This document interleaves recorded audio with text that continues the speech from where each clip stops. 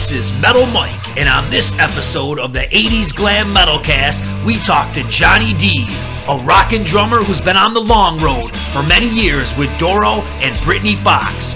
We go into great detail of the rise and fall of Britny Fox and where his past bandmates are now. Check it out. Johnny, welcome to the 80's Glam Metalcast. How's it going, man? Going great. How's it going with you? Perfect. So yeah, man, thanks for having me. Oh yeah, you're welcome. Thanks for being on. So, what is going on in the world of Johnny D heading into 2020? Well, I'm primarily doing some dad time while I'm off from touring and stuff, which has been pretty awesome. And yeah, so I have a break until February, and then stuff with Doro starts up again. We're doing the Monsters of Rock cruise, which is the 10th anniversary, so it's a pretty big one. It's sold out, and it's like a lineup, you know, for the ages. It's pretty great, and we've done a few already, and that's always just a fantastic time. Really fun stuff to, you know, especially to play with all those other bands and relive a little of the glory days, you know, and to get away from the cold and being, you know, down in Florida or the Caribbean for a week or two is always cool as well. Yeah, and then basically firing up, you know, touring again. Doro's got a new record out. Actually, it's been out quite a while already. Yeah, we usually burn through a cycle, you know, for a year or so to promote that, and we've got a lot of festivals coming up and a small tour, another part of our headline tour in April, the end of March, April over here in Europe, and yeah, we'll continue with some festivals. We actually just got confirmed for the M3 Festival, which is in Maryland in May, which is a good one for us because we've never done that before, and we don't really typically play festivals in America, so that's something to look forward to. And yeah, some scattered shows in the States, I hear, and then of course all around, hopefully Australia's in the works, and South America, and the typical European festivals that we do, some stuff in Spain, and yeah, all over the place. So yeah, back to touring in 2020 so far. That sounds pretty awesome. So this has been a good long time gig for you. How did it come about, you getting into Doro? Yeah, it's been I'm into my 26th year now, and it's like unbelievable to even think about it. It just sort of took on a life of its own and keeps rolling on, which is really cool, because at the time, just before I got into this band, it was pretty much like, what the hell is going to happen now? It was at the end of, you know, end of the whole Britny Fox thing, and we had kind of come to a point where we didn't even know what to do anymore. You know, we tried touring clubs, and it was just really hard for a band to come, you know, so fast into like a big, you know, arena kind of lifestyle and audience-wise, and then to kind of, you know, go through all the stuff that we did, and then to come down to clubs where basically, you know, just decided to take a break. So at that time, I was at home in Pennsylvania, in Philly, and a friend of mine who had actually gotten me another gig in my career, probably the first real professional gig that I had, which was in Wasted, the band from the UK, with former UFO members. My friend Jimmy Dorella, who I've been friends with for forever, had auditioned for Doro. She'd come over to New York and New Jersey because Nick Douglas, the bassist, is from the area, and he said, you know, we can put a band together for the tour in my area, so come down to Jersey and we'll do some auditions. So long story short, a bunch of my friends got in the band before I did, and they had picked another drummer, and did some gigs in Germany, and then things didn't work out. Chris Branco didn't feel comfortable in, touring Europe at that point or whatever. I don't know exactly what the reason was, but all of a sudden I got a call from my friend Jim, and he said, we need a drummer, and I told Doro about you, and she remembers you from the MTV stuff and Britny Fox, and definitely wants to check you out. So her and her manager flew from Germany to Philly, and we did, because at that time there was, 4 Americans in the band, plus Doro. So she flew over. The band got together at a rehearsal place in Philly, and we just went through a bunch of tunes, and it sounded good. And it was, definitely a vibe, because, most of these guys I didn't know Joe Taylor and Nick very well at that time, but we were all from the same area, Jersey and Philly, and just kind of a vibe happened, and Doro really was digging it. So, next thing you know, I'm in Germany starting a tour with the Doro band, and this is in '93. And about, 5 or 6 gigs into the tour, we cut a live album called Doro Live, and then finished that tour, and just, the years started to kind of roll, like I said, on their own. And here we are later. It's 26 years I've been in and out of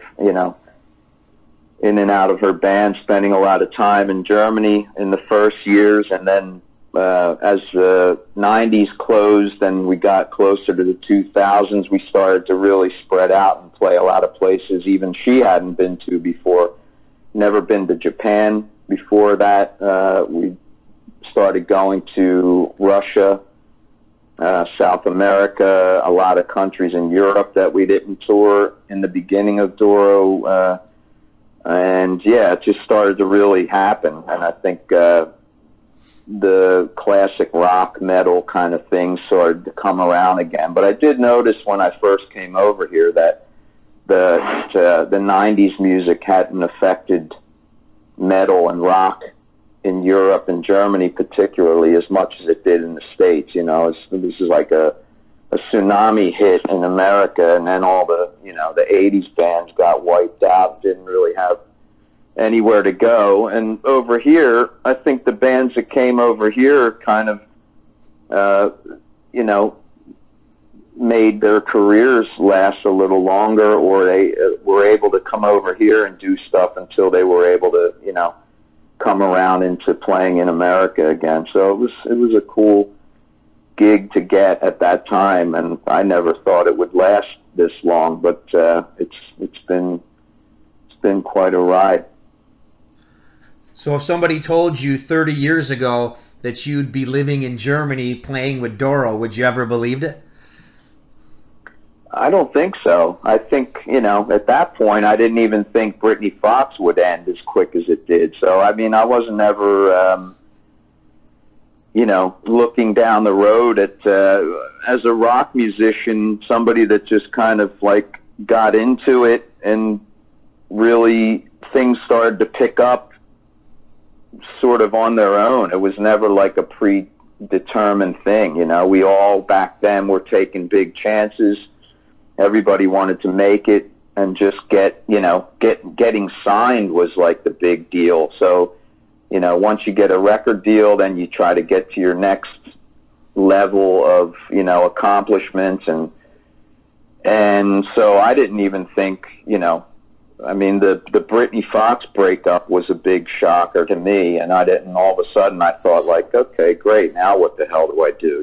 So, knowing that, I would be in Doro 30 years later, I would never have thought that. I don't think so. So, I'm a big Britny Fox fan. I believe probably the majority of my followers and everything enjoy Britny Fox quite a bit too. So why don't we go back in time a little bit? We'll go back to 1988. You guys break out with this amazing album. You got 2 big MTV hits. You got to look back at that time pretty fondly, right? Yeah, it was awesome.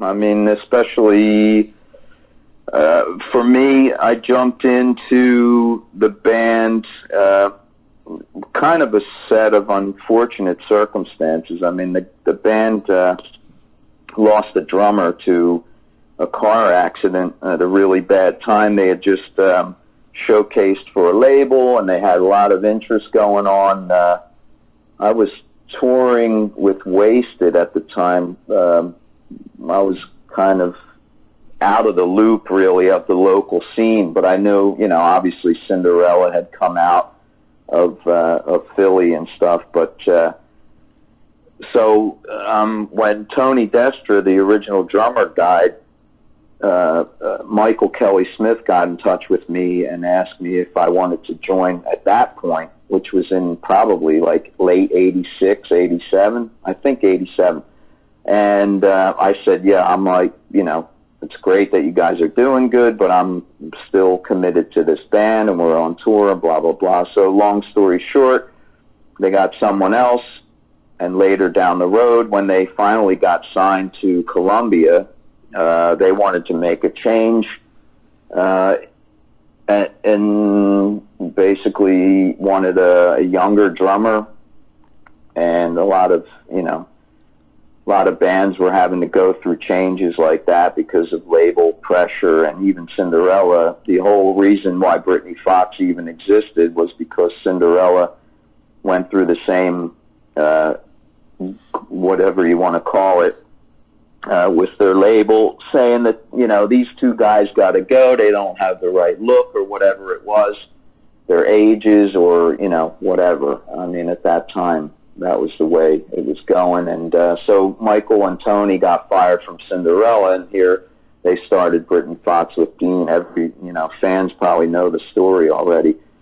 So I got in through that whole thing, got a call from Michael again, and, said, hey, you got another shot in getting in here. We got a deal with Columbia. We're going to do a record. And I was like, well, at this point, definitely I got to go for it. So, and I did, and the next thing you know, it was rolling, like a steamroller. We did the first album in like, a short amount of time, and then we put it out, got on MTV, got a buzz going, got in the top 10 every day, and started getting good tour offers. And we went out with Poison, which was a thrill at that time, just, a great tour for us to be on, and just all the excitement that was happening at that time we got to experience. So that was a great time for sure, with the first album coming out, going gold, and having so many fans be into it, and to play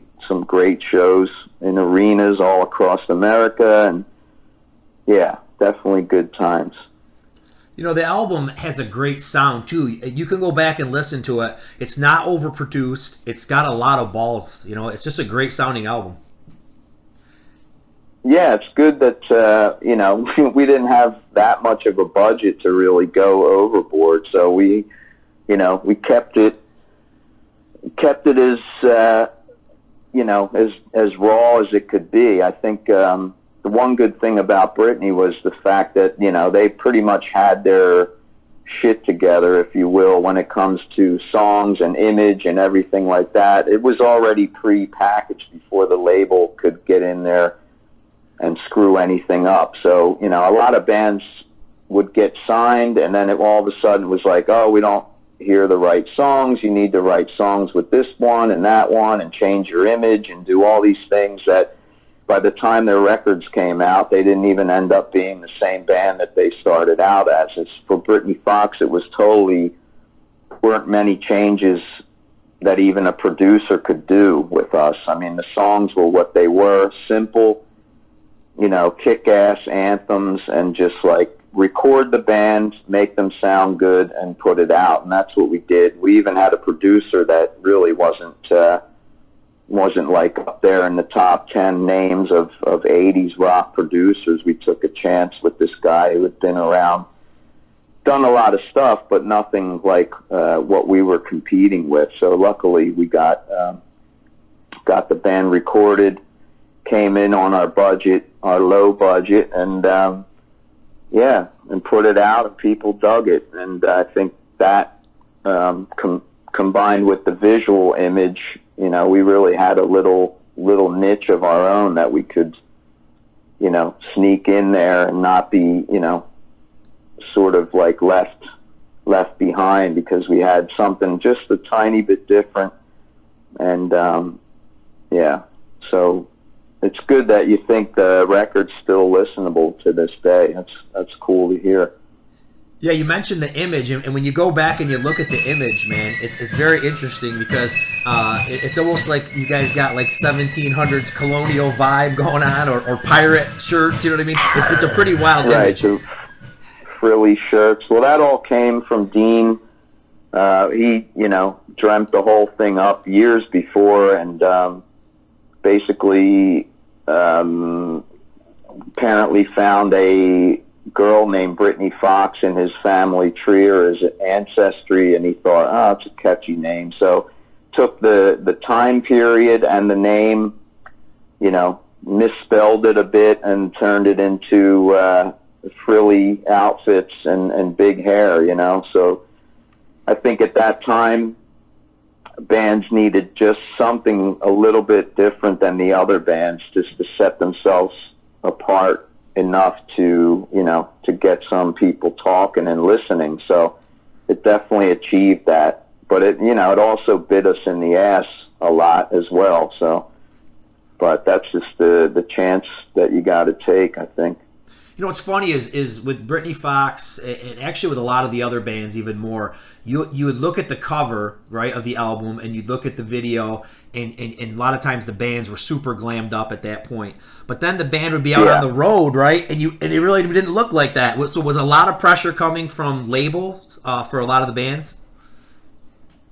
I think the pressure was just on the bands themselves to, like I said before, to get something that was going to make them stick out a bit, or to even to be, to compete with what was going on. I mean, everybody was trying to outdo each other at some point, you know. How big can your fucking hair be? I mean, you can't, you know, really go much further than we did. So, you know, is it a different look in the way of clothing, or, you know, are you carrying a chainsaw on stage, or are you just lighting yourself on fire? I mean, what's it going to be? And for us, it was, you know, it was the ruffled shirts and the, you know, the songs, and just, you know, good positive message music. And yeah, I don't know. Other bands probably didn't really, didn't want to be. I think there was probably, some label pressure as well, because you even had people like Ozzy Osbourne with his hair teased and, you know, wearing, you know, totally glammed out clothing and stuff like that. So there was a sense of, okay, this is what's hot right now. We got to do that. So you had bands that even had no desire or business to glam themselves up, doing it because that's what you needed to do, you know. Pantera, you know, heavier bands, all looking, you know, glammed out or whatever, and then not really, you know, a couple of years later saying that really wasn't us or whatever. I mean, you kind of try to follow what you can to get yourself recognized. And fortunately at that time for us, you know, we fit right in. We weren't really kind of faking it. We were just doing what the band was kind of created to do. So let's go to Boys in Heat. How do you look back at that album? I'll tell you, I think it's my favorite. Probably not a lot of fans would say that, but that's my favorite one. So what do you think? A lot of people love that record. For me, it was a time of,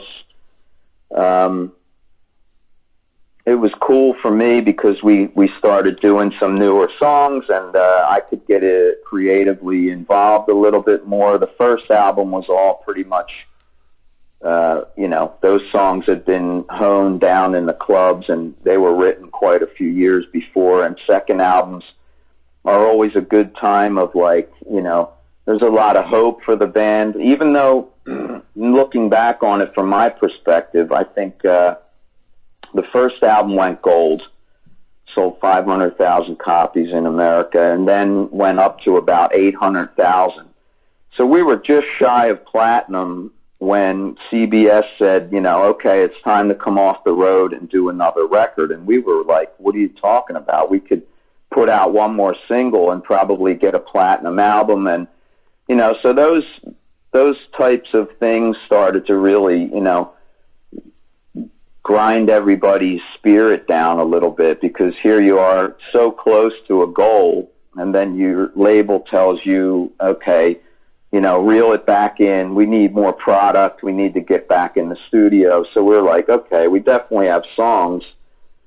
Dean was writing all the time on the road, and had a, you know, pretty much a whole bunch of stuff that we could choose from, but we felt that we were going at it a little bit too soon. But anyway, we did what we had to do again, and we're very, very well prepared to make that record. And we had rehearsed the songs. We pretty much picked most of them that we wanted to do. It was pretty obvious which songs were sticking out. We got a producer, Neil Kernan, who got involved, and he, you know, helped us hone everything in.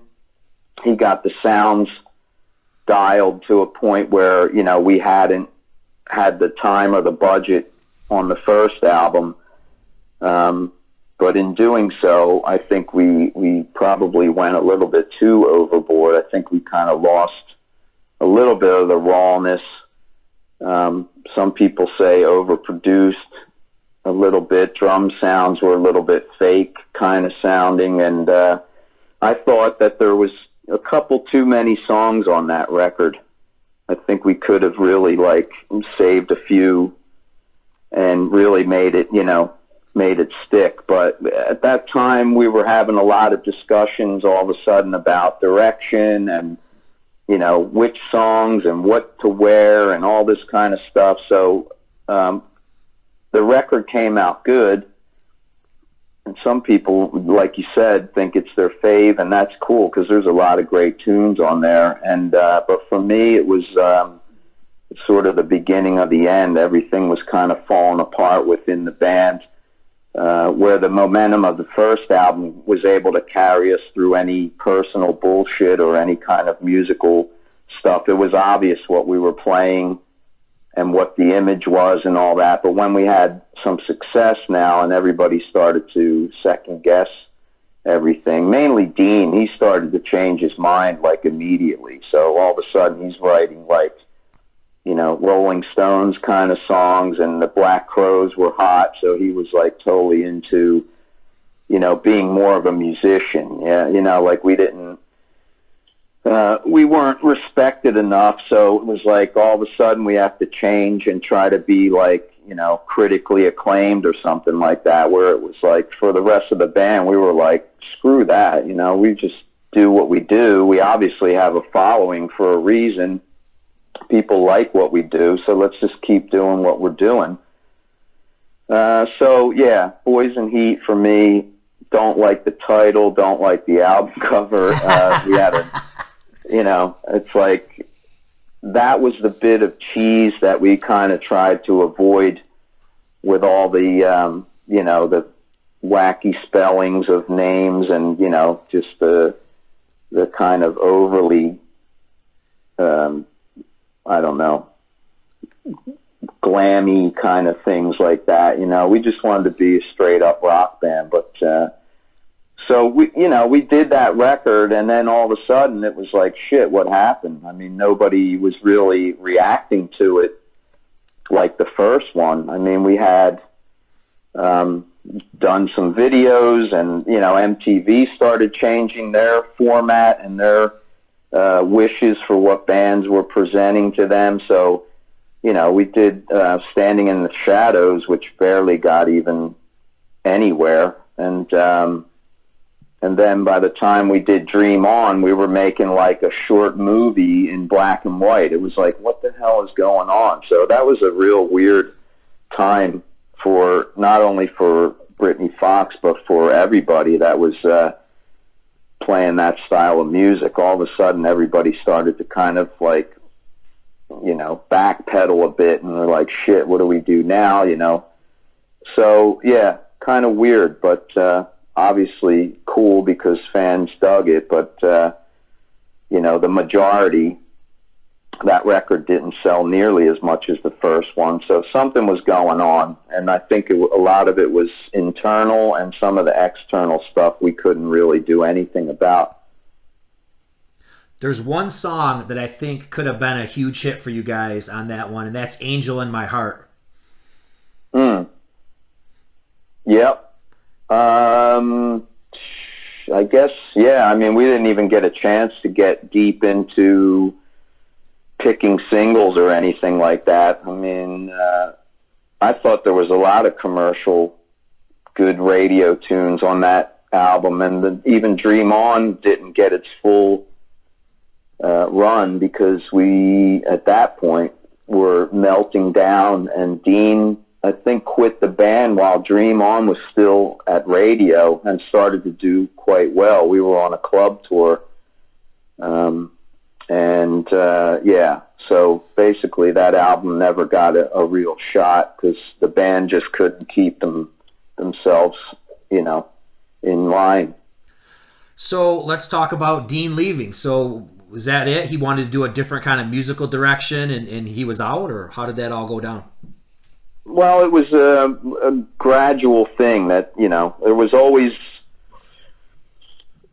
from the beginning, you know, it's kind of the cliche story of bands who always, you know, start out as a brotherhood, as a gang, as a team, you know, everybody wants the same goal to make it, and then, you know, but there's always one guy or two that, you know, are the creative people in the band as far as like writing the songs or even bringing, you know, I mean, Dean would write most of the stuff and collaborate very little with anybody else, but there were a few, you know, the band had a sound and a style which put I think the final stamp on the songs themselves. You know, you can't deny the players and the people's personalities in a band when you have a sound that's just unique or whatever. So, and then when the band gets some success, obviously the person that, you know, has done the writing work obviously is like, okay, well now I'm at the head of the class or whatever. And, you know, there was always this weird vibe with Dean that he, you know, he wanted to, it was all about me, and not about the band as much. And that was something we tried to keep together, you know, for a long time. And then just when the ropes came off and we had that success with the first album, then it was really hard to kind of keep control of it. And then when the second album really wasn't doing very well, everybody started really panicking.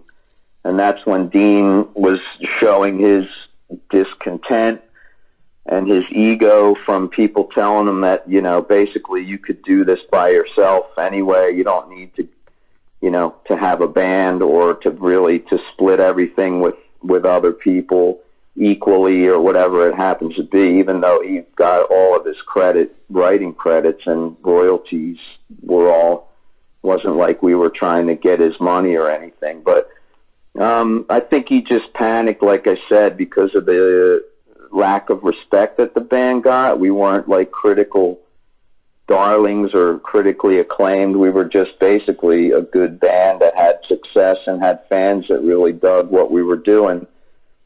Sort of like Kiss. That was what we were kind of going for. Kiss was never, you know, written up great in Rolling Stone or any of the big magazines, but they just basically said fuck it and kept doing exactly what they were doing because they had fans who were going crazy for it and loved it. So we were trying to keep that going, but you know, Dean had other visions in mind, and he basically wanted to be a real band, whether, you know, whatever that means, I don't know. So he started writing these songs that we were like, these just don't say Britny Fox to us, you know. So it was constantly, there was some friction there. So, you know, that over time, over, you know, the lack of the record doing well, it all started to go downhill. And by the time we, you know, like I said, we're into this club tour, we were supposed to go out with Kiss on Boys in Heat tour. We had toured Europe with Alice Cooper and did really well for the first time over there. And the Kiss tour was postponed. So by the time we came to America, we lost that tour. We had to go out and headline clubs. And I think that hurt the band, hurt everybody's, you know, spirit and momentum a bit. So, yeah, Dean just, like, flipped out one day, had a whole other band hired and all the songs written before he even said, screw it, I'm out of here.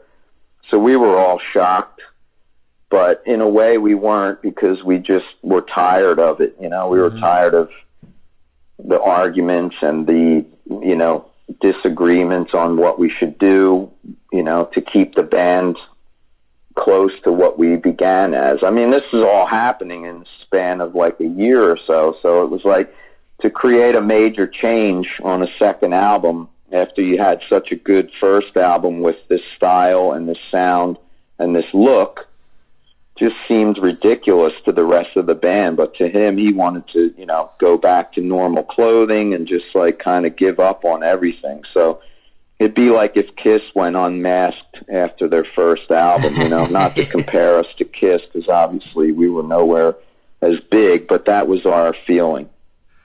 You know, it's funny when you mention Kiss, you know, and I never noticed this as a kid. I always thought, you know, Michael Kelly Smith was kind of just like all the other players. But, man, as an adult, when I kept revisiting that album, I'm like, man, this guy likes Ace Frehley. I mean, he's influenced by Ace Frehley. Oh, absolutely. Michael's a huge fan of music. The guy's record collection is, like, unbelievable. And he turned me on to so many bands, and there were a lot of bands that we were into as well that were, you know, favorites of a lot of us, like UFO and Sweet and Slade and Kiss and Angel and all these bands from the 70s. And Michael's style just, you know, reflected all of that. Very melodic, great parts, you know, great sound, Les Paul, Marshalls, tone out the ass, you know, and probably didn't get as much credit as he deserved. But, yeah, those solos and the parts that he would come up with were always really very melodic, and it would stick in your head. I mean, they just, nothing overdone, just everything where it belongs. And that was stuff from the 70s that I kind of miss, is those types of guitar players and those types of guitar parts in songs. So I kind of thought with a lot of people, Dean's out, he's the main songwriter, Britny Fox is done, but you guys weren't done. You got Tommy Paris, and Bite Down Hard is a freaking kick-ass album, but just probably poorly timed, right?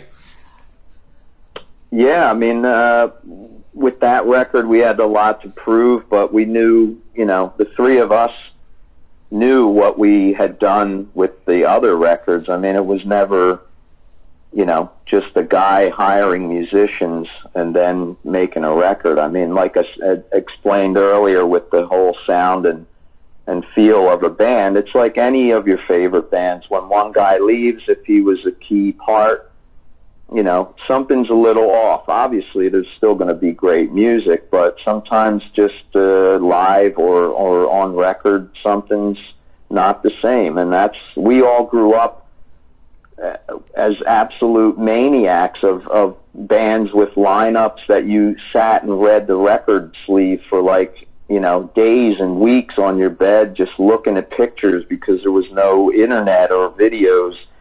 You know, so to us, you know, Britny Fox was a four-piece. Each guy had a role and a thing. You know, even if you want to go as far back as the Beatles, that was what we were aiming for. So for Dean to leave the band and say that basically we were all a bunch of dead weight was really grating on our nerves, you know, because we knew we'd done much more. Everybody had musical ideas. I mean, you know, Billy stepped it up. Michael had a lot of great riffs, and Tommy, of course, just kicked ass, you know, with his writing and what he brought to the band vocally and even as a guitar player. So we just went in and did what we thought we should have done with Boys in Heat or whatever, or with the following up a Britny Fox album as a heavier version of Britny Fox, you know. So it was 90 something by that point, and obviously, you know, we couldn't come out with the glam image anymore, but we tried to, you know, do the best we could musically and see what would happen, you know, just throw it out there, because that's what we needed to make that record just for ourselves, if no one else. But it was just, you know, fuck it all. Let's just go out and do what we think we should do, and keep it within our range of what this band should be to our fans. So I think it's great that, you know, you're still out there doing it. You'll talk about Britny Fox, but a lot of your bandmates, past bandmates, they're just incognito. Where are some of these guys? Do you know? Where is Dizzy Dean? Is he done? Well, if you talk to him, he's not done. But, you know, for me, you know, you're only as present as your last record or whatever. I mean, the guy hasn't done anything as far as touring or anything, so nobody really knows what he's doing. Probably wouldn't say that he's done with music. I'm sure he's still writing, and he's been writing songs for, you know, since the entire time that he left Britny Fox, but nobody's ever heard them. So to me, what's the point? If you're a musician and you want to write music, you know, get out. I mean, get a hat and go sit on the fucking street corner and just like get some response for your music. I mean, that's why we all started, to get out and play in front of people, you know, and that's something I got sort of addicted to. I mean, I can't imagine not doing it, you know, something I've done my whole life. I don't even see a day when I would want to stop. But yeah, Dean's hiding out somewhere. I don't know why, but he shut down all of his social media, and not really ever a people person. So, you know, social media to him probably wasn't very comfortable,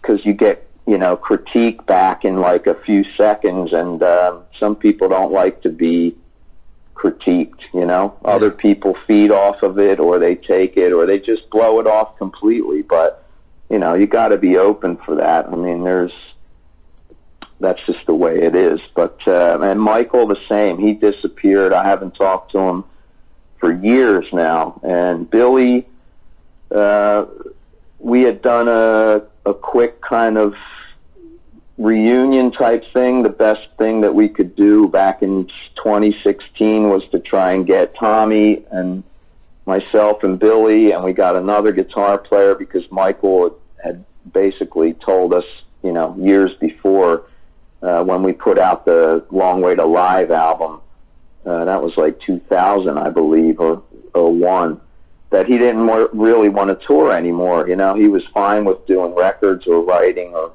whatever, but he didn't want to tour because he had built up a business of guitar lessons and teaching, and every time he would go away, his business would kind of fall. So, you know, that was fine. He was cool with us doing it with another guitar player. But in 07, I think Billy went out and did a real shitty thing, and went out and just took the name and did his own version of the band, which was not cool with anybody. And I think that really hurt Mike, and it sucked for all of us. But, you know, I'm always kind of forgiveful for people, you know. I just want to really go out and play the music for the people that want to hear it. So, you know, and like I said, in 2016, we got together again and we started to do some gigs. We had the plans to do another record. And just to keep Britney alive and for the fans, you know, because a lot of people still want to hear it. They still play it on, you know, on Sirius XM and all kinds of other podcasts and radio shows like yours. You know, people just keep it alive in that sense. And but that wasn't meant to be, because we just, all this old shit started to come up again and nobody could really work with each other. So I think we wrote like 1 or 2 songs and did about 5 or 6 or 10 really cool gigs. We did the Monsters of Rock cruise and a bunch of other stuff, and it was really starting to roll.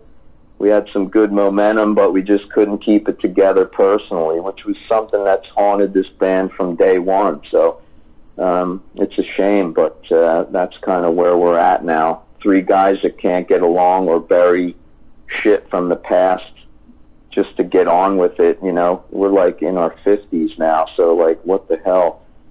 To go out and make music or to play music you wrote 30 years ago, to me is just a fucking blast, you know, but obviously nobody else sees it that way, so they don't want to deal with each other, and yeah, that's kind of where we are. It's a bummer. Yeah, and Tommy Paris, he really has no interest in Britny Fox anymore either, does he?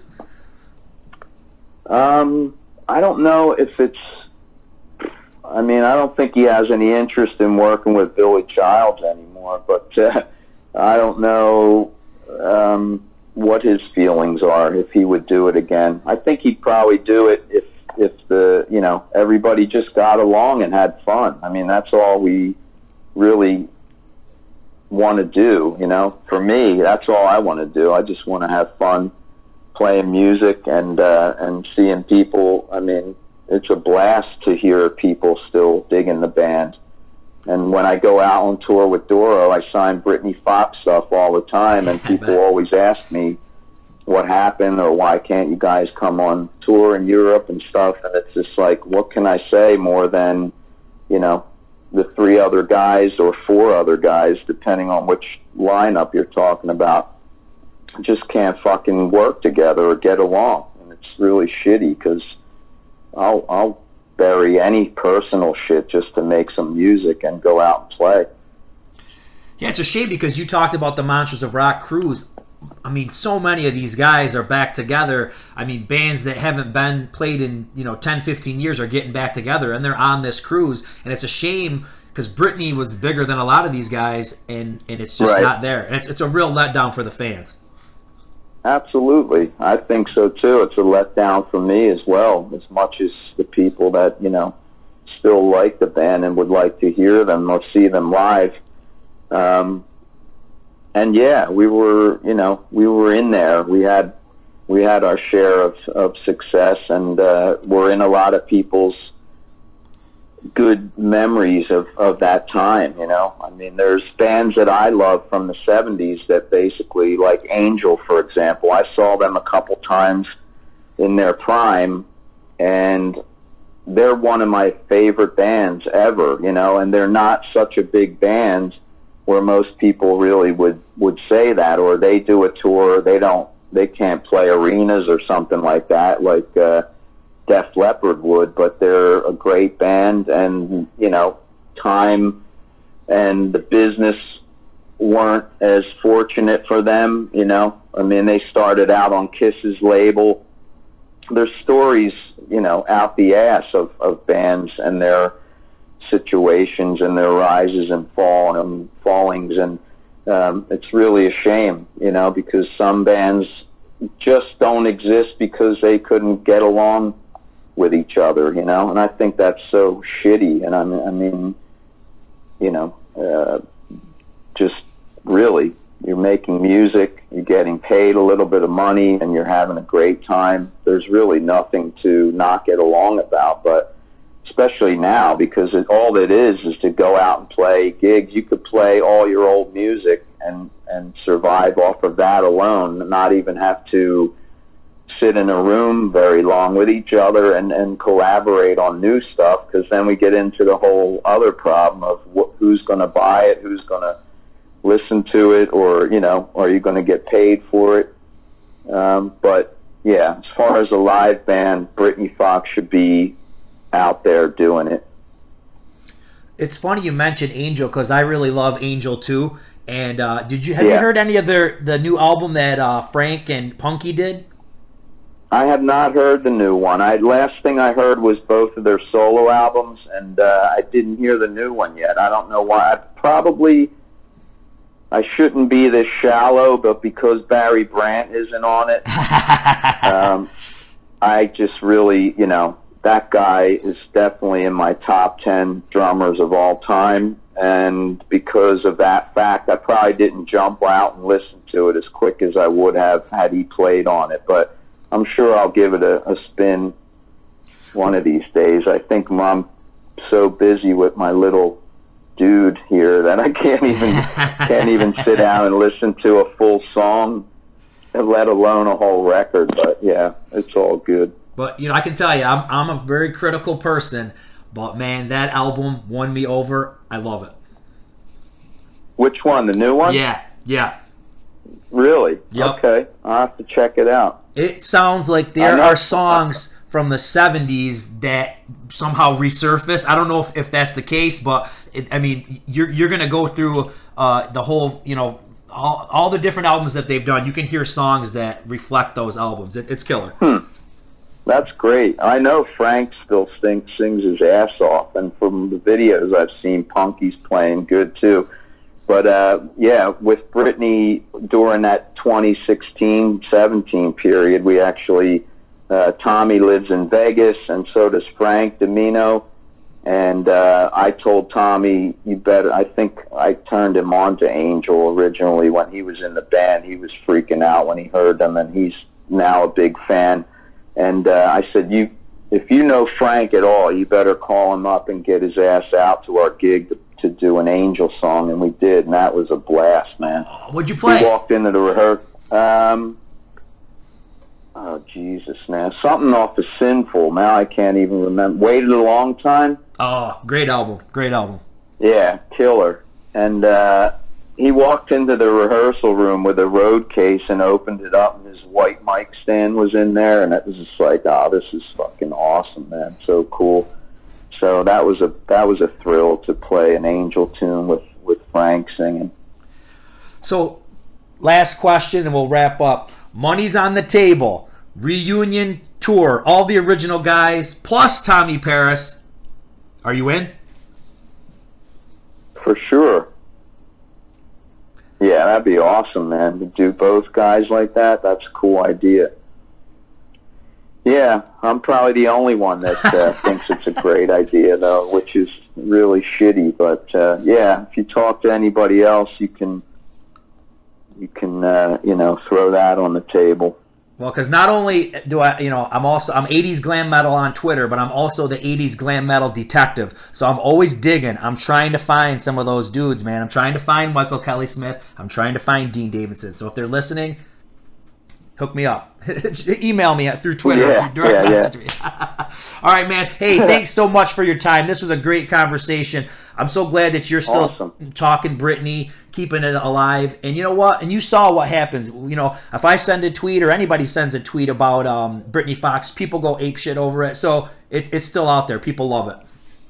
Yeah, man. Like I said before, it's a part of our youth or whatever. Or there's bands that I'm a fan of that I remember fondly and would love to relive, and that's what Britny Fox is to a lot of people, and I appreciate that. I respect that, and I really would like to honor that, but obviously I can't do it by myself, so but cool. Appreciate your time too, and say hi to all your followers for me, and thanks for the time.